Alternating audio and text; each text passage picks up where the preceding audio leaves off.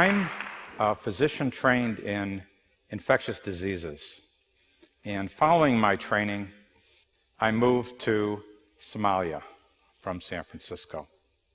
And my goodbye greeting from the chief of infectious diseases at San Francisco General was, "Gary, this is the biggest mistake you'll ever make." But I landed in a refugee situation that had 1 million refugees in 40 camps, and there were 6 of us doctors. There were many epidemics there. My responsibilities were largely related to tuberculosis, and then we got struck by an epidemic of cholera. So it was the spread of tuberculosis and the spread of cholera that I was responsible for inhibiting. And in order to do this work, we, of course, because of the limitation in health workers, had to recruit refugees to be a specialized new category of health worker. Following 3 years of work in Somalia, I got picked up by the World Health Organization and got assigned to the epidemics of AIDS. My primary responsibility was Uganda, but also I worked in Rwanda and Burundi and Zaire, now Congo, Tanzania, Malawi, and several other countries. And my last assignment there was to run a unit called Intervention Development, which was responsible for designing interventions. After 10 years of working overseas, I was exhausted. I really had very little left. I had been traveling to one country after another. I was emotionally feeling very isolated. I wanted to come home. I'd seen a lot of death, in particular, epidemic death. And epidemic death has a different feel to it. It's full of panic and fear. And I'd heard the women wailing and crying in the desert. And I wanted to come home and take a break and maybe start over. I was not aware of any epidemic problems in America. In fact, I wasn't aware of any problems in America. In fact, seriously, and in fact, I would visit friends of mine, and I noticed that they had water that came right into their homes. How many of you have such a situation? And some of them, many of them actually had water that came into more than one room. And I noticed that they would move this little thermal regulatory device to change the temperature in their home by 1 degree or 2 degrees. And now I do that. But, and I really didn't know what I would do, but friends of mine began telling me about children shooting other children with guns. And I asked the question, what are you doing about it? What are you in America doing about it? And there were 2 essential explanations or ideas that were prevalent. And one was punishment. And this I had heard about before. I mean, we who had worked in behavior knew that punishment was something that was discussed, but also that it was highly overvalued. It was not a main driver of behavior, nor was it a main driver of behavior change. And besides that, it reminded me of ancient epidemics that were previously completely misunderstood because the science hadn't been there before. Epidemics of plague or typhus or leprosy, where the prevalent ideas were that there were bad people or bad humors or bad air. And widows were dragged around the moat, and dungeons were part of the solution. The other explanation, or in a way the solution suggested, is please fix all of these things. The schools, the community, the homes, the families, everything. And I'd heard this before as well. I'd called this the everything theory, or EOE, everything on earth. But we'd also realized in treating other processes and problems that sometimes you don't need to treat everything. And so the sense that I had was there was a giant gap here. The problem of violence was stuck. And this has historically been the case in many other issues. Diarrheal diseases had been stuck, malaria had been stuck. Frequently, a strategy has to be rethought. It's not as if I had any idea what it would look like, but there was a sense that we would have to do something with new categories of workers, and something having to do with behavior change, and something having to do with public education. But I began to ask questions and search out the usual things that I had been exploring before, like what do the maps look like? What do the graphs look like? What does the data look like? And the maps of violence in most US cities looked like this. There was clustering. This reminded me of clustering that we'd seen also in infectious epidemics, for example, cholera. And then we looked at the maps. And the maps showed this typical wave upon wave upon wave, because all epidemics are combinations of many epidemics. It also looked like infectious epidemics. And then we asked the question, well, what really predicts a case of violence? And it turns out that the greatest predictor of a case of violence is a preceding case of violence, which also sounds like if there's a case of flu, someone gave someone a case of flu, or a cold, or the greatest risk factor of tuberculosis is having been exposed to tuberculosis. And so we see that violence is in a way behaving like a contagious disease. We're aware of this anyway, even in our common experiences or newspaper stories of the spread of violence from fights or in gang wars or in civil wars or even in genocides.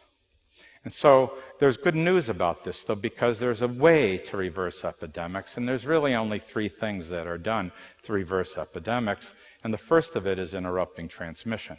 In order to interrupt transmission, you need to detect and find first cases. In other words, for TB, you have to find somebody who is active TB who is infecting other people. Makes sense? And there's special workers for doing that.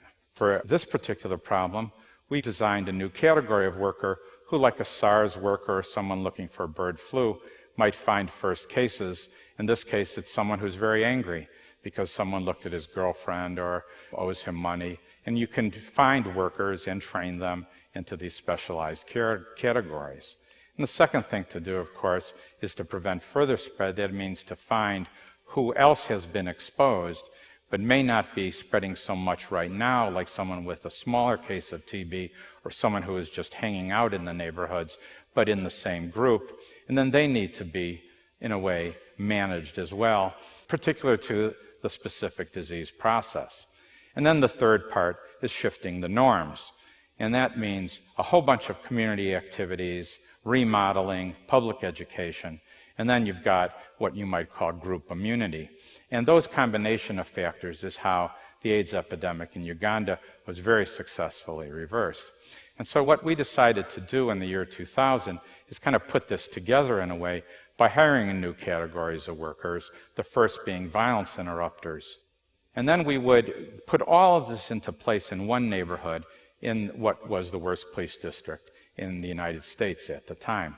So violence interrupters hired from the same group, credibility, trust, access, just like the health workers in Somalia, but designed for a different category. And trained in persuasion, cooling people down, buying time, reframing. And then another category of worker, the outreach workers, to keep people in a way on therapy for 6 to 24 months, just like TB, but the object is behavior change, and then a bunch of community activities for changing norms. Now, our first experiment of this resulted in a 67% drop in shootings and killings in the West Garfield neighborhood of Chicago. And this was a beautiful thing for the neighborhood itself. First 50 or 60 days, and then 90 days. And then there was, unfortunately, another shooting in another 90 days. And the moms were hanging out in the afternoon. They were using parks they weren't using before. The sun was out. Everybody was happy. But, of course, the funders said, wait a second, do it again. And so we had to then, fortunately, get the funds to repeat this experience. And this is one of the next 4 neighborhoods that had a 45% drop in shootings and killings. And since that time, this has been replicated 20 times. There have been independent evaluations supported by the Justice Department and by the CDC and performed by Johns Hopkins that have shown 30 to 50 and 40 to 70% reductions in shootings and killings using this new method. In fact, there have been 3 independent evaluations of this now. Now, we've gotten a lot of attention as a result of this, including being featured on the New York Times Sunday magazine cover story, The economists in 2009 said this is an approach that will come to prominence, and even a movie was made around our work. However, not so fast, because a lot of people did not agree with this way of going about it. We got a lot of criticism, a lot of opposition, and a lot of opponents. In other words, what do you mean health problem? What do you mean epidemic? What do you mean no bad guys? And there's whole industries designed for managing bad people. What do you mean hiring people who have backgrounds? You know, my business friends said, Gary, you're being criticized tremendously. You must be doing something right. And my musician friends added the word dude. So anyway, additionally, there was still this problem, and we were getting highly criticized as well for not dealing with all of these other problems. Yet, we were able to manage malaria and reduce HIV and reduce diarrheal diseases in places with awful economies without healing the economy. So, what's actually happened is, although there is still some opposition, the movement is clearly growing. Many of the major cities in the U.S., including New York City and Baltimore and Kansas City, their health departments are running this now. Chicago and New Orleans, the health departments are having a very large role in this. This is being embraced more by law enforcement than it had been years ago. Trauma centers and hospitals are doing their part in stepping up, and the U.S. Conference of Mayors has endorsed not only the approach, but the specific model.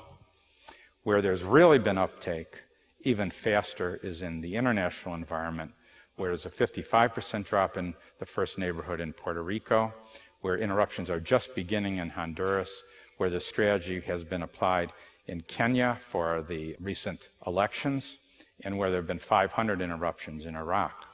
So violence is responding as a disease, even as it behaves as a disease. So the theory, in a way, is kind of being validated by the treatment. And recently, the Institute of Medicine came out with a workshop report which went through some of the data, including the neuroscience, on how this problem is really transmitted. So I think this is good news because it allows us an opportunity to come out of the Middle Ages, which is where I feel this field has been.